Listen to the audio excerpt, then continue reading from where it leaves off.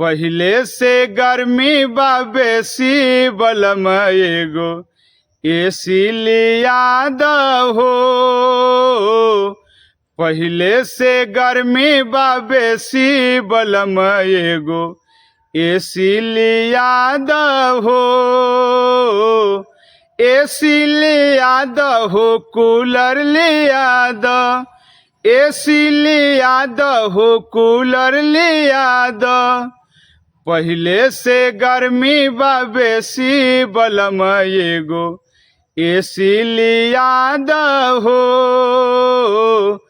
पहिले से गर्मी बा बेसी बलम एगो एसी लिया दहो। गर्मी सहाला ना होता गजनवा, रोज टरकाव जनी क के बहनवा। गर्मी सहाला ना होता गजनवा, रोज टरकाव जनी क के बहनवा। अरे अपने हो गइल परदेसी बलम एगो एसी लिया दहो। अपने हो गइल परदेसी बलम एगो एसी लिया दहो। गर्मी से व्याकुल बाटे परनवा, मिले ना आराम कहीं नइखे सरनवा। गर्मी से व्याकुल बाटे परनवा, मिले ना आराम कहीं नइखे सरनवा।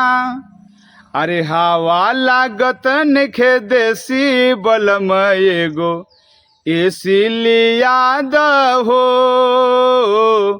हवा लागत नइखे देसी बलम एगो एसी लिया दहो। सचदा सबेरा पिया मान कहनवा, भीजे पसीनवा से सगरे बदनवा। सचदा सबेरा पिया मान कहनवा, भीजे पसीनवा से सगरे बदनवा। अरे कैले बाखुबे पेशा पेशी बलम एगो एसी लिया दहो। कैले बाखुबे पेशा पेशी बलम एगो एसी लिया दहो। एसी लिया दहो, कूलर लिया द, एसी लिया दहो, कूलर लिया द। अरे पहिले से गर्मी बा बेसी बलम एगो एसी लिया दहो।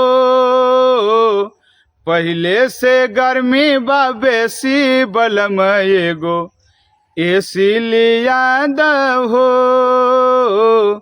पहिले से गर्मी बा बेसी बलम एगो एसी लिया दहो। नमस्कार।